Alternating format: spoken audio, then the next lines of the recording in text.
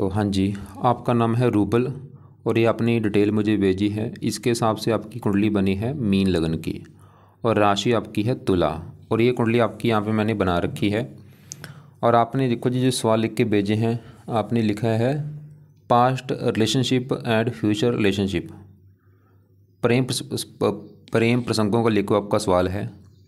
और mental and emotional weakness ये आपने लिख रखा है। तो देखो जी, आपको पूरा विस्तार में समझाऊंगा। सबसे पहले तो आप ये समझो कि ये जो कुंडली होती है इसमें 12 घर होते हैं। 12 घर पहले समझो, वो मैं लिख देता हूँ। ये है आपकी कुंडली में पहला घर है, ये है दूसरा घर, ये तीसरा घर, चौथा, पाँचवा, ये है छठा घर, सातवां, आठवां, नौवां, 10वां, 11वां और ये लास्ट वाला 12वां घर। अब ये जो 12 घर हैं, इन घरों से आपके जीवन के बारे में कुछ ना कुछ पता किया जाएगा। जैसे कि इस पहले घर से हम पता करेंगे आपका जो शरीर है वो कैसा होगा, हेल्थ कैसी होगी, स्वभाव कैसा, रंग रूप कैसा। दूसरा घर आपके धन का है, तीसरा घर छोटे भाई बहनों का, चौथा घर माता, मकान, वाहन, पांचवा घर आपके बच्चों का और आपकी पढ़ाई का है, छठा घर होता है शत्रु, रोग, कर्जे का, सातवां घर आपकी पत्नी का है, आठवें घर से उम्र देखेंगे, नौवें घर से आपका भाग्य देखेंगे, 10वां घर काम काज, 11वां घर आमदनी, लाभ और 12वें घर से आपके खर्चे देखे जाएंगे। तो आपने यहाँ पे मेरी 2 बातें नोट करनी है। पहली बात, जो मैंने ये 12 घर लिखे हैं पहले तो ये याद कर लो, 12 घर जो हैं। और दूसरा, इन 12 घरों से जो कुछ देखा जाएगा वो याद कर लो। अब आप ये देखो कि आपने कुंडली में क्या देखना है, वो घर देख लो। जैसे मान लो आपने अपने बच्चों के बारे में जानना है, बच्चे कैसे होंगे, तो 5वें घर से देखे जाएंगे आपके बच्चे। और 5वें घर में नंबर लिखा है 4 कर्क राशि है, मालक बना चंद्रमा, तो आपके बच्चों के लिए हमें इस चंद्रमा को देखना पड़ेगा। ऐसे ही अगर आपके हमने कामकाज के बारे में जानना है, 10वां घर कामकाज का होता है, तो 10वें घर से कामकाज देखेंगे। और 10वें घर में नंबर लिखा है 9 है धनु राशि, इसका जो मालक है वो है गुरु, तो 10वें घर का मालक गुरु है, तो आपके कामकाज के लिए गुरु को देखा जाएगा। तो आपको मेरी कहने की बात समझ आ चुकी होगी कि जो भी कुछ देखना है वो घर देखना है और घर का मालक देखा जाता है। अब सवाल ये है कि आपकी कुंडली है कैसी। तो आपको अगर देखो जी मैं सही बताऊं, आपके मुझे ज़्यादा ग्रह खराब लगे हैं, अच्छे ग्रह बहुत कम हैं, खराब ग्रह आपके बड़े बड़े हैं। मतलब कुंडली में खराब ग्रहों की संख्या है ज़्यादा। अब सवाल आपका ये भी होगा कि ये ग्रह अच्छे बुरे होते क्यों हैं। ये जो 9 ग्रह होते हैं, अगर ये अपने घर में बैठे हैं बहुत अच्छे फल देते हैं, दोस्त के घर में जाके बैठे हों वहाँ पे भी अच्छे फल देते हैं, उच्च का बैठे हों वहाँ पे भी अच्छे फल देंगे। लेकिन अगर ये ग्रह नीच के बैठे हैं अच्छे फल नहीं देते। जैसे शुक्र नीच का बैठा है, और ये ग्रह अगर दुश्मन के घर में बैठे हों वहाँ पे भी दिक्कतें पैदा करते हैं। या ये जो ग्रह हैं, ये छठा, 8वां, 12वां, ये 3 घर अच्छे घर नहीं होते। इन घरों में जाके बैठ जाएं तो वहाँ पे भी दिक्कतें आती हैं। अब आपके देखो, छठे घर में 2 ग्रह बैठे हैं, बुध गुरु, 8वें घर में ये 2 ग्रह बैठे हैं, 12वें घर में मंगल बैठा है। और ये 9 ग्रहों का जो असर होता है ये ज़्यादा इनकी दशा में हमें मिलता है। और अब सवाल कि आपके ऊपर दशा किस ग्रह की है। दशा 2 प्रकार की होती है, एक तो होती है महादशा, एक होती है अंतरदशा। जो महादशा है ये काफ़ी बड़ी होती है और ये आपके ऊपर चली हुई है शनि ग्रह की। कब चली थी ये? 2010 में आपके ऊपर चली है, ख़त्म होगी जाके 2029 में। इसका मतलब है कि इन 9 ग्रहों में से आपके जीवन के ऊपर जिस ग्रह का अभी असर है वो है शनि ग्रह। इसका आपके ऊपर सबसे बड़ा असर है। अब इसका असर है कितना? वो है 80%। आपकी अभी अगर 100 में से 80% लाइफ को देखा जाए, जो कुछ आपके साथ हो रहा है शनि की वजह से मैं बोलूँगा हो रहा है। और कुछ असर होता है 20% जिसकी होती है अंतरदशा, वो किसकी है? राहु की भाई। और ये 11 महीना 23 में चली है, पिछला 24 पूरा, वही 1.5 साल हो ही चुका है राहु की दशा चली को। और ये 9वां महीना 26 में अगले साल में ख़त्म होगी। तो मैंने अभी आपको क्या बोला कि आपके ऊपर इन 9 ग्रहों में से सबसे बड़ा असर है शनि ग्रह का, और उसका असर भी ज़्यादा है। और दूसरा असर आपके ऊपर है राहु का। अब इन दोनों ग्रहों की पहले बात करेंगे कि आपकी कुंडली में अच्छे हैं या बुरे हैं। अगर अच्छे हैं फिर तो देंगे अच्छे फल भाई, अगर बुरे निकले बुरे फल देंगे। तो शनि राहु में से पहले मैं राहु की बात करूँ तो राहु तो आपका मुझे लगा है भाई खराब, ये आपको ख़राब फल देगा। थोड़े बहुत अच्छे फल देगा लेकिन ज़्यादा आपको ख़राब फल देगा। और आपने चाहे देखना तो नोट कर लेना कि जब से राहु की दशा चली है, कब से चली है? पिछला 1.5 साल हो ही चुका है। पिछला 24 अभी जो निकला है, आप चाहे नोट कर लो कि पिछले 1.5 साल से आपको काफ़ी जीवन में दिक्कतें आ रही होंगी, परेशानियाँ आ रही होंगी, रुकावटें आ रही होंगी, चिंता हो रही होगी, भाग दौड़ हो रही होगी, हेल्थ ख़राब हो रही होगी, और आपने जैसे बोला था प्रेम प्रसंगों में दिक्कत आ रही है, वो भी आ रही होंगी, रिलेशनशिप में दिक्कतें आ रही होंगी, वो कारण राहु है भाई। और ये दशा भी देखो 1.5 साल की कम से कम पड़ी है। बाकी राहु को थोड़ा सा मैं विस्तार में समझाता हूँ। राहु आपका जहाँ बैठा है वो है दूसरा घर। दूसरा घर कुंडली में होता है धन का घर होता है। अगर आपके धन के बारे में जानना है, कितना धन जोड़ेंगे, दूसरा घर है। दूसरा घर आपके परिवार का भी है, वाणी का भी, आपकी वाणी कैसी होगी। और आपको मैंने अभी बोला था घर का हमने मालक देखना है, तो दूसरे घर में लिखा है एक है मेष राशि, इसका मालक है ये मंगल। तो दूसरे घर का मालक मंगल है, हमें इस मंगल को देखना पड़ेगा आपके धन के बारे में जानने के लिए। और मंगल के अलावा दूसरे घर में कौन बैठा है, राहु। तो राहु को भी देखना पड़ेगा। पहले राहु की बात कर लेते हैं। तो राहु क्यों खराब है, सवाल ये है आपका, ये भी होगा। आपका राहु जो बैठा है दूसरे घर में, ये जो एक लिखा है, ये मंगल के घर में बैठा है। मैंने आपको अभी बोला था ये जो ग्रह है अगर दुश्मन का घर में जाके बैठे हो अच्छे फल नहीं देते।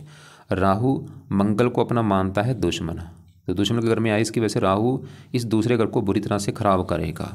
मतलब ये राहु की जो दशा चल रही है 1.5 साल से, ये दूसरा घर धन के घर में बैठा है। तो राहु की वजह से आपकी सबसे बड़ी दिक्कत धन को लेके आएगी। धन खर्च होना, धन कम आना लाइफ में, या धन को लेकर चिंता होना, धन फंस जाना। दूसरा अगर परिवार का है, परिवार को लेकर दिक्कतें आती हैं। फैमिली जो आपकी है, परिवार है। वाणी आपकी वाणी भी कठोर कर देगा, आपको क्रोधी बनाएगा, जिद्दी बनाएगा। 3 दृष्टियां भी हैं। 5वीं पड़ेगी छठे घर के ऊपर, यहाँ पे सूर्य की राशि, शत्रु राशि। रोगी बनाएगा, शत्रु बढ़ाएगा, कर्जदार भी आपको बना सकता है राहु, कर्ज लेने से बचना आपने। 7वीं पड़ेगी 8वें घर के ऊपर, स्ट्रगल बढ़ा देगा। 9वीं पड़ेगी 10वें घर के ऊपर, यहाँ पे है नीच राशि, इस घर की तो हानि ज़्यादा होगी। और 10वां घर है आपके काम काज का घर। अभी मतलब राहु की दशा में आपकी सबसे बड़ी दिक्कत काम काज में आएगी। नौकरी कारोबार जो कर रहेंगे उसमें दिक्कतें आएंगी बहुत सारी। पिता संबंधी दिक्कतें, सरकारी काम में दिक्कतें, मान हानि होगी, मान प्रतिष्ठा में कमी आएगी आपकी। समाज में आपको काफ़ी मान हानि होगी इस राहु की दशा में। तो आप मैंने आपको क्या समझ आ चुका होगा कि भाई आपकी जो पिछले 1.5 साल से राहु की दशा चल रही है वो बिल्कुल ख़राब है। इसका सही होना बहुत ज़रूरी है। अब राहु के सवाल की क्या आप उपाय करें ताकि सही हो जाए आपका। तो राहु का पहला उपाय है, आप राहु कवच का जो पाठ है वो पढ़ा करो। दूसरा है राहु स्रोत का पाठ आपने पढ़ना है। तो यहाँ पे मैंने 2 पाठ लिखे हैं, 2-2 मिनट की ये पाठ है, रोजाना पढ़ने हैं। अगर पढ़ने आते हैं, नहीं आते इनको ऑडियो लगा के सुना करो। कब, शाम के समय बैठ के या रात को इनको पढ़ना है या सुनना है। तीसरा उपाय राहु का है, वो है राहु की वस्तुएं जो होती हैं उनका दान करो। जैसे कोयला, कंबल, नारियल हो गया या स्तनाजा हो गया, इसका ये दान आपको मैं भेज दूंगा वीडियो, उसमें देख लेना राहु का क्या दान है, वो दान किया करो। कब करना है, और चाहे रोजाना कर लो या हफ्ते में 3-4 दिन कर दिया करो, खासकर शनिवार को जरूर करो। और ये दान देखो जी, जब तक ये दशा है 9वें महीने 26 तक दान आपने करना है। और पाठ भी कब तक पढ़ने हैं, जब तक ये दशा है। चौथा जो उपाय है, राहु जो है शिव जी का भक्त है, तो अगर आप शिव जी की पूजा उपासना करते हैं उससे भी राहु अच्छा होगा। या हनुमान जी की कर लो, चाहे दोनों की कर लो पूजा उपासना। अब पूजा उपासना में क्या करना है, आपने हनुमान जी की लिख रखा है कि आप पूजा उपासना करते हैं पहले से ही, चलो अच्छी बात है। लेकिन हनुमान जी की पूजा उपासना में थोड़ा सा और बढ़ाओ, मतलब जैसे कि आप एक तो हनुमान जी की कोशिश करो रोजाना मंदिर माथा टेकने जाने की भाई। तो रोजाना हनुमान जी के मंदिर जाओ, माथा टेक के आओ। और हनुमान जी के जो पाठ हैं, इसके 4-5 पाठ हैं। एक होता है हनुमान चालीसा, संकट मोचन, बजरंग बाण, अंगार स्रोत। ये 4 पाठ आप पढ़ने हैं। कब पढ़ने हैं, 2 पाठ ऐसे करो, 2 पाठ सुबह पढ़ लो। जैसे सुबह जब बैठोगे, सुबह आपने हनुमान चालीसा पढ़ा, फिर आप बजरंग बाण पढ़ लो। और जब रात को बैठोगे, रात को आप अंगार स्रोत पढ़ लो, हनुमान चालीसा पढ़ लो। ऐसे मतलब सुबह हनुमान चालीसा, साथ में बजरंग बाण हो गया, और शाम के समय अंगार स्रोत या बजरंग बाण पाठ। 4 पाठ है, 2 पाठ सुबह रख लो, 2 शाम को पढ़ा करो। रोजाना पढ़ने हैं, इससे आपका राहु भी अच्छा होगा और भी कई बार अच्छे होंगे। शनि अच्छा होगा, शनि की भी दशा है। अब शिव जी के लिए क्या करना है, शिव जी की भी हो सके तो मंदिर जाया करो माथा टेकने। और शिव जी का भी जो पाठ है, जैसे शिव चालीसा या शिव जी का एक मंत्र है ओम नमः शिवाय, ये जाप किया करो। और ये जाप कहाँ पे करना है, घर पे बैठ के कर लो सुबह के टाइम। सुबह अपना पूजा स्थान में जाके बैठ जाओ, वहाँ पे बैठ के 10-20 मिनट आंखें बंद करके ओम नमः शिवाय, ओम नमः शिवाय जाप किया करो। तो यह है भाई राहु के उपाय। मैं दोबारा बोल देता हूँ, राहु कवच, राहु स्रोत दोनों पाठ पढ़ने हैं या सुनने हैं शाम के समय या रात के समय। राहु का दान रोजाना करना है, दान की वीडियो भेज दूंगा। राहु के लिए शिव जी की पूजा उपासना करो, शिव जी के मंदिर जाया करो। शिव जी का जो मैंने मंत्र बोला है वो 10-20 मिनट अपना सुबह के टाइम बैठ के जाप किया करो। और हनुमान जी के मंदिर जाओ, हनुमान जी के जो पाठ है वो सुबह शाम पढ़ने हैं आपने। राहु का रंग नीला है, नीले कपड़े मत पहना करो या कम पहना करो। नीले काले कपड़े कम पहनो या बंद कर दो या कम यूज़ करो। अब ये हमने क्या देखा कि आपके ऊपर चल रही है बड़ी दशा शनि की। अभी इसकी भी बात करते हैं कि ये आपका अच्छा है या बुरा है भाई। राहु तो अभी हमने देखा वो तो बहुत ख़राब है आपका। बाकी जो शनि की अगर मैं बात करूँ, शनि आपको रले मिले फल देगा, अच्छे फल भी देगा बुरे फल भी देगा। और शनि की दशा देखो पिछले कई साल हो चुकी है, तो पिछले 15 साल से आपकी चल रही है। 10 में चली थी, अभी 25 चल रहा है, 15 साल हो चुके हैं। अब शनि आपका बैठा है यहाँ पे चौथे घर में। अब पहले समझो चौथा घर किसका है। चौथे घर से आपकी देखी जाएगी माता, देखी जाएगी माता कैसी होगी, आपके पास आपका मकान कैसा होगा, वाहन कैसा होगा, ज़मीन जायदाद, नौकर चाकर, ये सभी चीज़ें इस चौथे घर से देख के हमें पता चलेगा। और वही बात फिर आ गई है, घर का हमने मालक देखना है। चौथे घर में लिखा है 3 मिथुन राशि है, मालक ये बुध देखना पड़ेगा।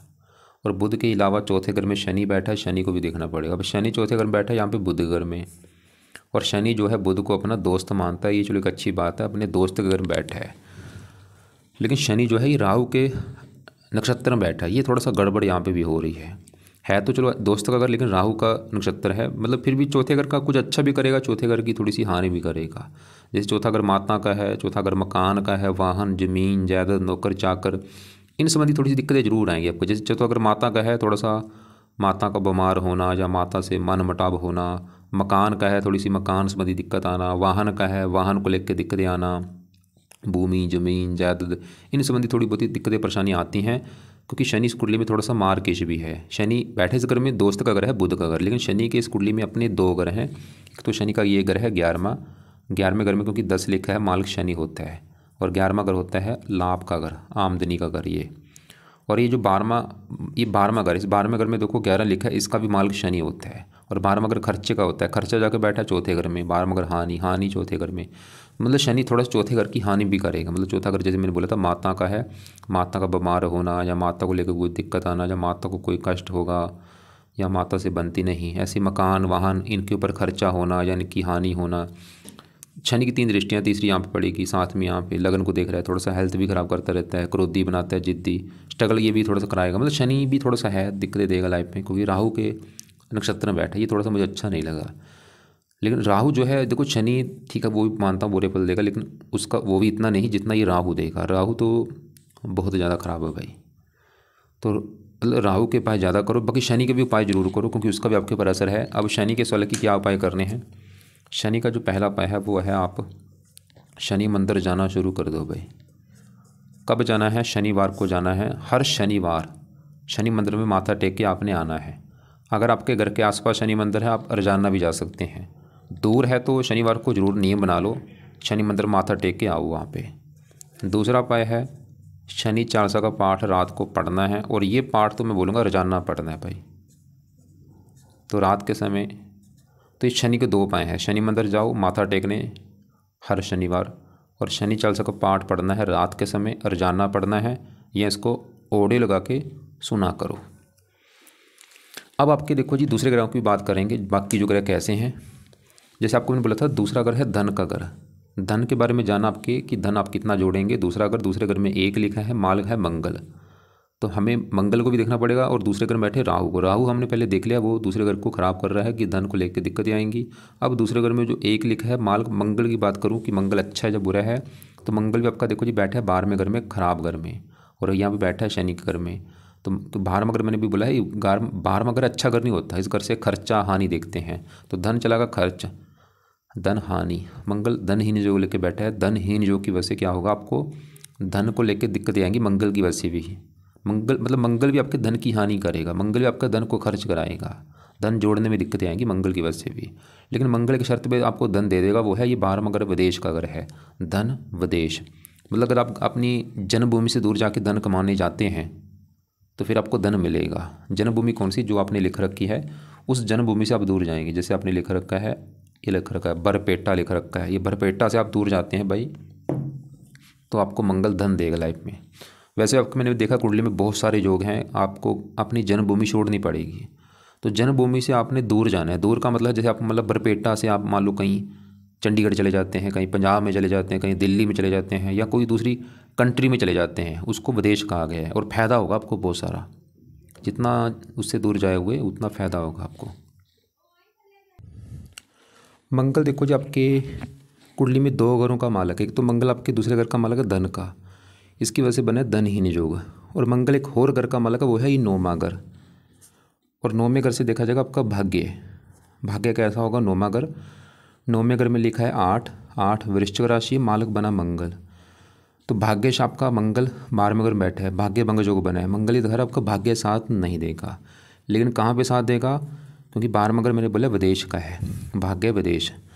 मंगल ही दिखा रहा है कि अगर आप घर से दूर जाते हैं तो भाग्य आपका साथ देगा, इसलिए आपको मैं बोल रहा हूँ घर से दूर जाओगे उतना फ़ायदा होगा। अब देखो जी, आपका जो सवाल था प्रेम प्रसंग को लेके आपने लिख रखा है, रिलेशनशिप में दिक्कत आ रही है। तो 7वां अगर कुंडली में होता है पत्नी का होता है। अब आपकी हमने पत्नी के बारे में जानना है, पत्नी कैसी होगी, पत्नी का सुख है या नहीं, 7वां घर देखना पड़ेगा। और आपको मैंने क्या बोला था, घर का हमने मालक देखना है। तो 7वें घर में देखो 6 लिखा है, 6 है कन्या राशि और इसका जो मालक है वो है ये बुध। तो आपकी पत्नी के घर का मालक बुध है, हमें इस बुध को देखना पड़ेगा आपकी पत्नी के लिए। और बुध के अलावा पत्नी घर में आके सूर्य और शुक्र बैठे, इन दोनों को भी देखना पड़ेगा। टोटल 3 ग्रह देखने पड़ेंगे पत्नी के लिए।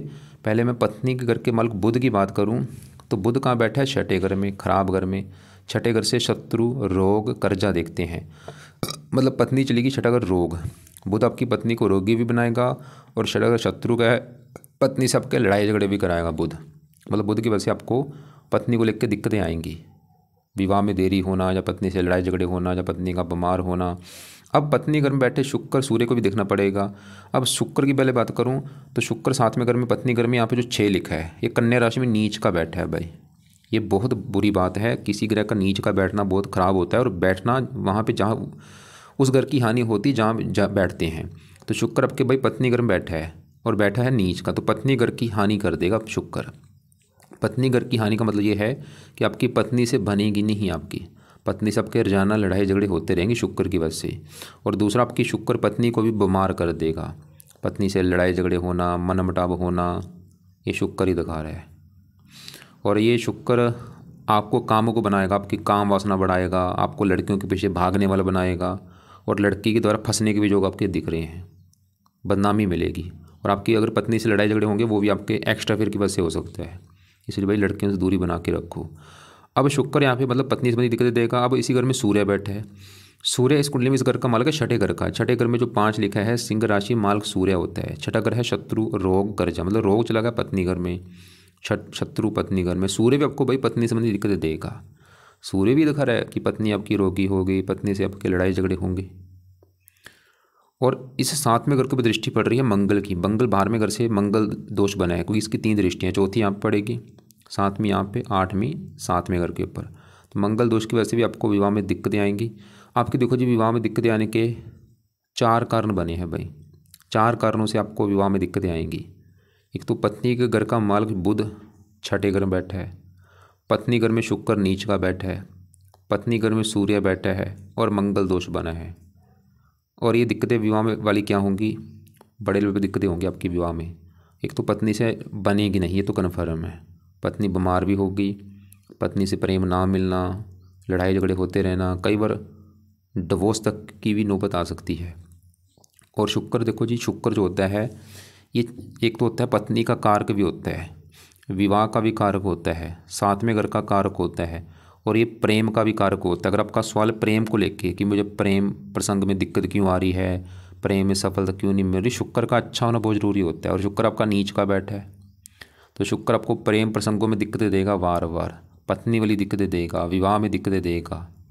शुक्र का सही होना बहुत ज़रूरी है। अब शुक्र के लिए आप शुक्र कवच का पाठ पढ़ा करो, ये पाठ पढ़ना है या सुन लिया करो इसको। और दूसरा है शुक्र का दान किया करो, खासकर शुक्रवार के दिन। क्या दान होता है आपको मैं वीडियो अलग से भेज दूंगा। 2 उपाय शुक्र के मैंने आपको बोले हैं, वो अपने करने हैं। आपकी देखो जी, पूरी कुंडली अगर निचोड़ निकालूँ तो आपको विवाह में दिक्कतें ज़रूर आएंगी। विवाह में दिक्कतें आने के कारण आपके मुझे कुंडली में ज़्यादा दिख रहे हैं। और मैंने भी बोला है 4 कारणों से विवाह में दिक्कतें आएंगी आपको। और ये विवाह वाली दिक्कतें मैंने क्या बोला, कुछ भी हो सकती हैं। एक तो पति पत्नी से लड़ाई झगड़े तो होंगे, ये तो काफ़ी बड़े कारण हैं। और पत्नी बीमार होना, और जहाँ तक डिवोर्स तक की भी नौबत आ सकती है अगर पत्नी कुंडली अच्छी ना हुई जिसके साथ आपका विवाह होगा। आप सवाल कि इनके क्या क्या उपाय किए। अब देखो, अगर मैं आपको शुक्र के पाठ पूजा बोल, शुक्र का मैंने कवच का पाठ बोल दिया है। सूर्य के लिए क्या करो, क्योंकि यहाँ पे देखो जी पाठ पूजा ज़्यादा हो जाएंगे। मंगल के आपको मंगल के लिए आप, क्योंकि मंगल आपका धन का मालक है, धन ही योग बना है, धन की संबंधी दिक्कतें दे रहा है, भाग्येश भंग योग बना है और मंगल दोष बना है। तो मंगल के लिए क्या करना है, मंगल के जो देवता है वो है हनुमान जी। तो अगर आप हनुमान जी की पूजा उपासना करते हैं, मंगल भी अच्छा होगा, राहु भी अच्छा होगा, शनि भी अच्छा होगा, 3 ग्रह अच्छे हो जाएंगे हनुमान जी की पाठ पूजा से। तो तभी आपको मैंने बोला है कि हनुमान जी के पाठ सुबह शाम रोजाना पढ़ो, रोजाना हनुमान जी के मंदिर जाओ। बाकी देखो जी, आपका यहाँ पे बुध के साथ देखो गुरु बैठा है। गुरु इस कुंडली में इस घर का मालक है 10वें घर का, और 10वां घर काम काज का होता है। काम काज देखना 10वें घर में 9 लिखा है, मालक गुरु 6ठे घर में बैठा है, राजभंग योग बना। गुरु आपके काम काज में दिक्कतें पैदा करेगा। और ये पहले घर के मालक का शरीर 6ठे घर में बैठा है, रोग। गुरु आपको भी रोगी बनाएगा, शत्रु बनाएगा, आपके कर्जदार आपको बना सकता है, लगन दोष भी बना है, लाइफ में स्ट्रगल कराएगा। वैसे घर से दूर जाने की योग लेकर बैठा है गुरु, और गुरु ही घर के अगर आप घर से दूर जाएंगे आपको फ़ायदा भी होगा। और यहाँ पे देखो 8वें घर में चंद्रमा और केतु बैठे हैं। पहले चंद्रमा की बात करूँ, चंद्रमा इस घर का मालक है 5वें घर का, और 5वां घर संतान का होता है। संतान आपकी देखनी है 5वां घर। 5वें घर में 4 लिखा है, कर्क राशि, मालक चंद्रमा। तो संतान के घर का मालिक चंद्रमा कहाँ बैठा है, 8वें घर में। तो खराब घर, ऊपर से केतु के साथ बैठ के बना है ग्रहण दोष। तो चंद्रमा की वजह से संतानहीन जो बना है, मतलब आपको चंद्रमा संतान संबंधी दिक्कतें पैदा करेगा। संतान संबंधी चिंता भी आपको होगी लाइफ में, संतान कम होना, संतान का बीमार होना, या संतान से मनमुटाव होना। तो यहाँ पे देखो जी, क्योंकि मैंने पहले बोला था ग्रह आपके ज़्यादा खराब है। अब करना क्या है, एक तो देखो जी शनि के जो उपाय बोले हैं वो तो करने हैं, क्योंकि शनि का आपके ऊपर है बड़ा असर। शनि के यहाँ पे जो 2 उपाय हैं वो आपने करने हैं। और राहु जो कि सबसे ज़्यादा खराब है, शनि तो चलो ठीक है वो कई अच्छे बल भी दे रहा है, लेकिन राहु ज़्यादा है। तो राहु के जो 4-5-6 उपाय हैं वो आपने करने हैं। बाकी शुक्र के उपाय में से शुक्र का कवच का पाठ बोला आपको मैंने, और दान बोला है, क्योंकि उसका सही होना बहुत ज़रूरी है। अगर आपका सवाल प्रेम को लेके है, अगर आप प्रेम प्रसंगों के बारे में आपको दिक्कतें आ रही हैं, शुक्र के उपाय करो। बाकी एक आप सभी ग्रहों को सही करना है, तो आपको मैं बोलूँगा भाई एक पाठ है जिसे कहते हैं नवग्रह कवच का पाठ। ये पाठ पढ़ने से आपके सभी ग्रह अच्छे हो जाएंगे। तो नवग्रह कवच का पाठ सुबह भी शाम को भी पढ़ा करो, रोजाना पढ़ना है। और बाकी हनुमान जी से भी आपके 3 ग्रह अच्छे हो रहे हैं, राहु शनि मंगल। तो हनुमान जी के पाठ पढ़ो, और शिव जी से आपके कई ग्रह अच्छे होंगे। शिव जी से राहु अच्छा होगा, ये चंद्रमा अच्छा होगा, क्योंकि चंद्रमा के देवता हैं शिव जी। और वैसे भी आपकी कुंडली में आपके इष्ट देव हैं शिव जी। तो शिव जी का लिए मैंने आपको बोला था शिव जी के मंदिर जाया करो, शिव चालीसा पढ़ा करो, और ओम नमः शिवाय का जाप सुबह शाम किया करो। तो उम्मीद करता हूँ आपको जो मैंने समझाया समझ आ चुका होगा। मैं दोबारा बोल देता हूँ कि राहु कवच, राहु स्रोत शाम को पढ़ने हैं या सुनने हैं। शनि चालीसा रात को या शाम को पढ़ लो। शुक्र कवच का पाठ सुबह पढ़ लो, और नवग्रह कवच का पाठ सुबह पढ़ लो। और बाकी शिव जी का जो मंत्र है ओम नमः शिवाय वो सुबह कर लो। हनुमान जी के पाठ सुबह भी और शाम दोनों टाइम करने हैं। बाकी दान राहु का भी बोला है आपको मैंने करने के लिए, शुक्र का दान शुक्रवार को, और राहु का दान आप रोजाना करो जब तक राहु की दशा है। नीले काले कपड़े कम पहना करो। और आपका भी समय अच्छा नहीं चल रहा, खासकर राहु की वजह से। तो आपको अभी जो भी दिक्कतें आ रही हैं, चाहे वो आपकी हेल्थ ख़राब हो रही है, जैसे आपने बोला है मेंटल और इमोशनल वीकनेस आ रही है, मानसिक परेशानी हो रही है, पर राहु की वजह से हो रही है। ये जब तक राहु की दशा दिक्कतें आएंगी आपको। और अभी पाठ पूजा के टाइम आपने क्या करना है, एक तो अंडे खाने से बचना है, मीट खाने से बचना है, शराब पीने से बचना है, नशे करने से बचना है। तभी आपको ये इन ग्रहों का फ़ायदा होगा पाठ पूजा का। तो उम्मीद करता हूँ आपको जो मैंने समझाया है समझ आ चुका होगा। और पाठ पूजा आपने लिख रखा है हनुमान चालीसा पढ़ता हूँ, मैंने बोला है हनुमान चालीसा भी पढ़ो, बजरंग बाण पढ़ो, संकट मोचन पढ़ो, ऐसे सुबह शाम पाठ पढ़ो। गायत्री मंत्र करता हूँ, ठीक है कर सकते हो। और आपने बोला मूंगा दान कर रखा है, भाई भूल के मूंगा दान मत करो, क्योंकि मंगल तो आपका ख़राब बैठा है, 12वें घर में बैठा है। मूंगा इसकी 6 को जो 6 पीछे लिख रखा है, पावर बढ़ जाएगी, 20 कर देगा इसकी, मतलब बुरे फल बढ़ जाएंगे। बुरे फल क्या बढ़ेंगे, गुस्सा बढ़ जाएगा, धन की हानि ज़्यादा होगी, भाग्य की हानि ज़्यादा होगी, मंगल दोष ज़्यादा होगा, विवाह में दिक्कतें आएंगी। अभी तुरंत मूंगा उतार के रख दो। कभी भी कोई रत्न धारण आपने नहीं करना, कोई रत्न आपको धारण करना नहीं बनता है। तो कभी भी रत्न कभी भी कोई धारण नहीं करना, सिर्फ जो पाठ पूजा बोले हैं वो किया करो। तो उम्मीद करता हूँ जो समझाया समझ आ चुका होगा। इसके अलावा अगर लग रहा है कि अभी भी कुछ पूछना होगा, कोई बात समझ ना लगी होगी, तो आप मुझे जहाँ तो कॉल करके पूछ लेना, या आपका जो सवाल है वो व्हाट्सएप पे मुझे लिख के भेज देना। निचोड़ बस कुंडली का ये है कि आपकी लाइफ में सबसे बड़ी दिक्कत आपकी विवाह में दिक्कत आएगी ज़रूर आपको, और घर से दूर जाने की काफ़ी जो होगा आपको फ़ायदा भी होगा। अगर आप जन्मभूमि से दूर जाते हैं तो आपकी किस्मत ज़्यादा साथ देगी।